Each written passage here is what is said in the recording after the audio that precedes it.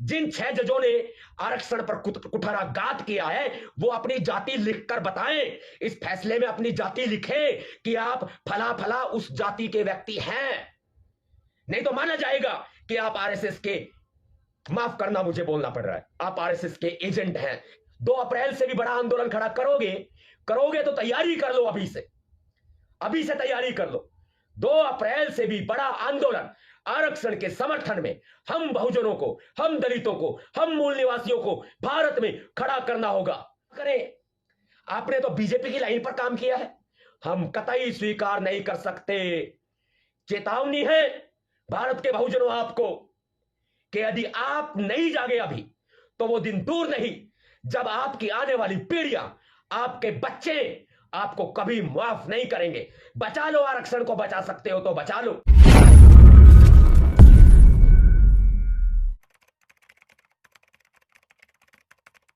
क्रांतिकारी जय भीम, जय भारत, नीला सलाम, जय संविधान, भीम सेना जिंदाबाद, आरक्षण जिंदाबाद। जय साहू, जय फूले, जय सावित्री, जय मंडल, जय जोहार, जय माता फातिमा। बचपन से सुनते आ रहे हैं कि अंग्रेजों ने भारत पर राज किया और वो राज एक दम पर किया, फूट डालो और राज करो, फूट डालो और राज करो की अंग्रेजों की ये नीति हमें हमारे बड़े बुजुर्गों के द्वारा बताई जाती रही है। हमारे शिक्षक भी बताया करते थे, यानी कि अनुभव के आधार पर बहुत से लोगों ने हमें बताया है और आपने भी सुना होगा, मैंने भी सुना है कि भाई फूट डालो और राज करो की नीति जो है वो अंग्रेज अपनाते थे। लेकिन आज सच्चाई इसके बिल्कुल उल्टी है और आज साबित हो गया है कि भारतीय जनता पार्टी फूट डालो और राज करो की नीति पर चल रही है।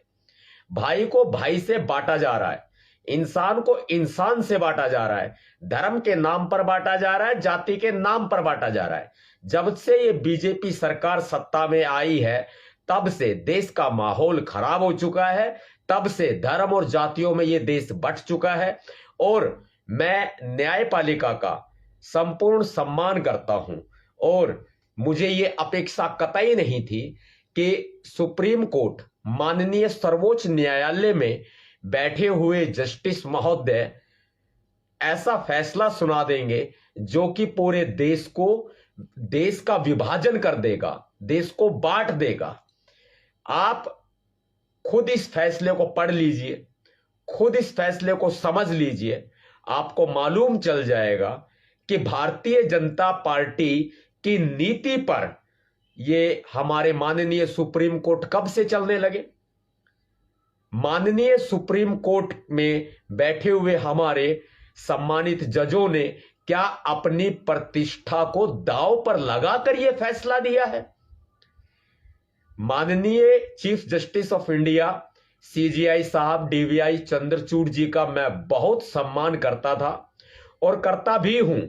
मैं उनको एक अलग नजरिए से देखता हूं कि वो जाति धर्म से ऊपर उठकर के फैसले सुनाते हैं और माननीय सर्वोच्च न्यायालय की भी व्यवस्थाओं में काफी सुधार आया है।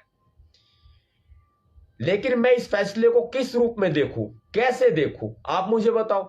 आप 14 अनुच्छेद नंबर से 16 अनुच्छेद तक उठाकर देख लीजिए। आप भारतीय संविधान का अनुच्छेद 341 और 342 उठा करके देख लीजिए। अगर माननीय सर्वोच्च न्यायालय का यह फैसला कहीं भी अगर एक स्टिक बैठता है, ये देश को, भाईचारों को जोड़ने के लिए है या बांटने के लिए है, आप खुद फैसला कर लीजिए। यह भारत सरकार की नीति नहीं तो क्या है। मैं कहूंगा कि माननीय जज साहब, जो 7 सदस्यीय संवैधानिक पीठ का निर्माण किया गया और वह सीजीआई जस्टिस माननीय श्री डीवीआई चंद्रचूड़ की अध्यक्षता में किया गया।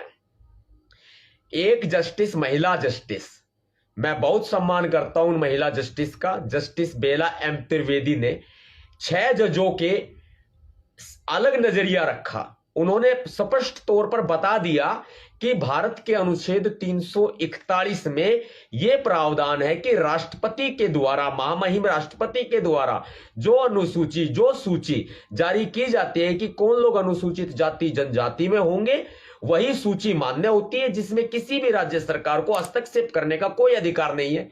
लेकिन 7 सदस्यीय जजों की पीठ में से 6 जजों ने यह फैसला सुना दिया है कि राज्य सरकारें बेलगाम हो जाएंगी, केंद्र सरकार बेलगाम हो जाएगी। मैं माननीय सुप्रीम कोर्ट से कहूंगा कि माननीय सुप्रीम कोर्ट, माननीय जज महोदयों, इस फैसले को सुनाने से अच्छा आप अपने पद से इस्तीफा देते और बीजेपी में शामिल हो जाते, चुनाव लड़ते, जीत जाते, हम मान जाते कि आपने अपने पद का दुरुपयोग नहीं किया है। लेकिन यह तो सरेआम पद का दुरुपयोग करने के बराबर है। यदि आप ऐसा भी नहीं कर सकते थे तो हम दलितों का डेथ वारंट लिख देते। ये डेथ वारंट नहीं तो क्या है? आपने हम दलितों का डेथ वारंट निकाल देते खुलेआम। आप अपना आरक्षण के खिलाफ, आरक्षण के विरोध में यह कुठाराघात करने से अच्छा तो हम दलितों का डेथ वारंट निकाल देते। ये तो पल पल घुट घुट कर मरने से भी बदतर फैसला आपने हमें सुना दिया है। हम अनुसूचित जाति जनजाति में आने वाले लोग, हम भारतीय हैं। हमारे बाबा साहब अम्बेडकर जी ने कहा है हम भारतीय हैं, लेकिन आपने तो हमें बांट दिया। आपने भाइयों को बांट दिया। आपने बता दिया चमार अलग है, जाटव अलग है। आपने ये लाइन खींच दी वाल्मीकि अलग है। आपने ये लाइन खींच दी धानक अलग है। आपने ये लाइन खींच दी कि तमाम अनुसूचित जातियों जनजातियों में आने वाली सभी जातियां अलग अलग है। ये तो हम भाइयों में आप फूट डाल रहे हैं। और अब राज्य सरकारें बताएंगी कौन अनुसूचित जाति है और कौन नहीं है। दूसरे लोगों को भी उठा करके ये अनुसूचित जाति जनजाति में शामिल कर लेंगे। हमारे आरक्षण का आपने ये क्या किया? ये आरक्षण बाबा साहब ने हमें दिया है। आप कह रहे जमीनी हकीकत कुछ और है। जमीन पर उतर कर देखिए। माननीय जज साहब, मैं आपका बहुत सम्मान करता हूं। मैं आपसे एक रिक्वेस्ट भी करता हूं, आपसे एक प्रार्थना भी करता हूं कि आप जमीन पर उतर कर देखिए। आप गांवों में जाइए कि जाति के नाम पर शोषण होता है या उपजाति के नाम पर शोषण होता है। पहले एससी और एसटी का एक ही प्रमाण पत्र बना करता था। अनुसूचित जाति जनजाति प्रमाण पत्र, सबका आयोग एक है। आपने अलग अलग आयोग बनाने की तरफ दिशा में कदम बढ़ा दिया है। आपने अलग अलग जाति सर्टिफिकेट बनाने की दिशा में कदम बढ़ा दिया है। जो लोग आरक्षण का लाभ नहीं पाते हैं, जो कि उच्च वर्गों में आते हैं, जो जाति के नाम पर अत्याचार करते हैं, जाति के नाम पर हमें मैला ढोना पड़ता है, जाति के आधार पर हमें गटर में घुसना पड़ता है, जाति के आधार पर हमें जूते सिलने पड़ते हैं, जाति के आधार पर हमें गंदगी उठानी पड़ती है, जाति के आधार पर हमें नीच नजरों से देखा जाता है, जाति के आधार पर हम मजदूरी करते हैं, जाति के आधार पर हमारे साथ शिक्षा में भेदभाव होता है। आपने ये नहीं सोचा, आओ जमीन पे आओ हमारे साथ आओ, हम आपको जमीनी हकीकत से रूबरू कराते हैं। आओ, निकलो अपने एसी कमरे से बाहर निकलो। माननीय जज साहब, मैं आपका बहुत सम्मान करता हूं। मुझे आपसे ये उम्मीद नहीं थी, मुझे कतई उम्मीद नहीं थी कि आप भारतीय संविधान के अनुच्छेद 341 का ही डेथ वारंट लिख देंगे। आपने भारतीय संविधान का डेथ वारंट लिख दिया है। तमाम जातियां जो आज फर्जी सर्टिफिकेट, एससी एसटी के फर्जी सर्टिफिकेट बनवा के नौकरी पाते हैं, हमारी नौकरियों में आज तक भी बैकलॉग नहीं भरा गया है। हमारी रिक्तियां पड़ी हैं, आज तक सरकारी नौकरियां रिक्त पड़ी हैं, वो नहीं भरी गई है। अब क्या करेंगे आप? क्रीमी लेयर लाएंगे। आपने पहले ओबीसी के आरक्षण में क्रीमी लेयर लगाया, अब आपने एससी एसटी के आरक्षण में भी क्रीमी लेयर लगा दिया है। भारत के बहुजनों, एक हो जाओ, एक हो जाओ। भारत के दलितों, एक हो जाओ। अनुसूचित जाति जनजाति वर्ग के लोगों, एक हो जाओ। मान्यवर साहब काशीराम जी ने आपको जोड़ने की बात कही है, बहुजन समाज बनाया है, आपको बहुजन समाज का नाम दिया है। इस बहुजन समाज को तोड़ने का काम आज भारतीय जनता पार्टी कर रही है। और ये कोई दो राय नहीं होगी कि माननीय सुप्रीम कोर्ट को मोहरा बना दिया गया है। आरक्षण पर फैसला सुनाने वाले, डेथ वारंट लिखने वाले माननीय जज साहब जमीन पर उतरकर आए या बीजेपी में शामिल हो जाएं, यह फैसला देने से पहले आपको भारतीय जनता पार्टी में विधिवत रूप से शामिल हो जाना चाहिए था। उनकी सदस्यता ले लेनी चाहिए थी। कम से कम हमें तो बकस देते, हम भी इस देश में, हमारा भी हिस्सा है। भारत का संविधान हमें तमाम अधिकार देता है। भारत के बहुजनों, एक हो जाओ। 2 अप्रैल से भी बड़ी क्रांति लाने की आवश्यकता है। यदि आज आप एक नहीं हुए तो समझ लीजिए कि आपके आरक्षण के ऊपर खत्म करने के लिए यह पहला कदम है। भारतीय जनता पार्टी अपने मंसूबों में कामयाब हो रही है। Solicitor general Tushar Mehta, supreme court of India, Bharat सरकार का पक्ष रखते हैं तो उसी पक्ष के आधार पर ही फैसला सुनाया जाता है। माननीय जस्टिस बेला एम त्रिवेदी को मैं बहुत धन्यवाद व्यक्त करता हूं कि आपका फैसला सबसे अलग था, लेकिन 6-1 से यह फैसला पारित कर दिया गया है। क्या हमारी सहनशीलता की परीक्षा ली जा रही है?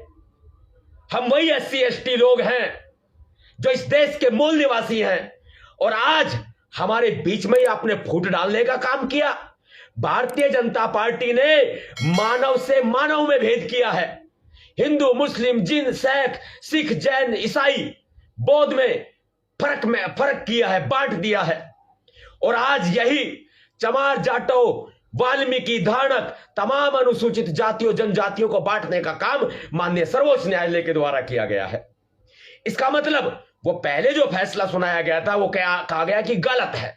आप गलत फैसले भी सुनाते हैं।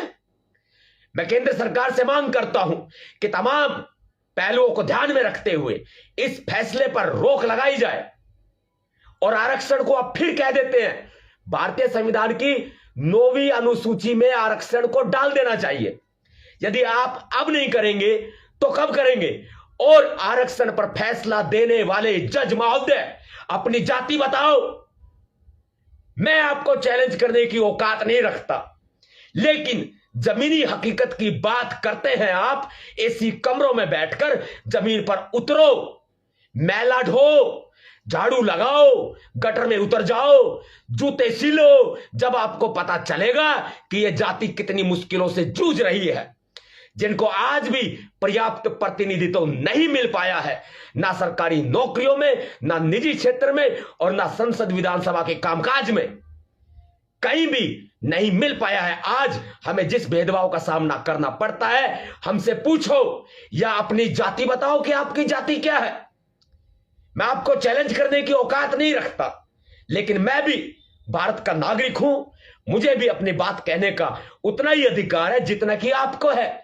और हमारी जिंदगी का, हमारे आरक्षण का फैसला लेने वाले आप होते कौन हैं? आप अपनी जाति बताएं।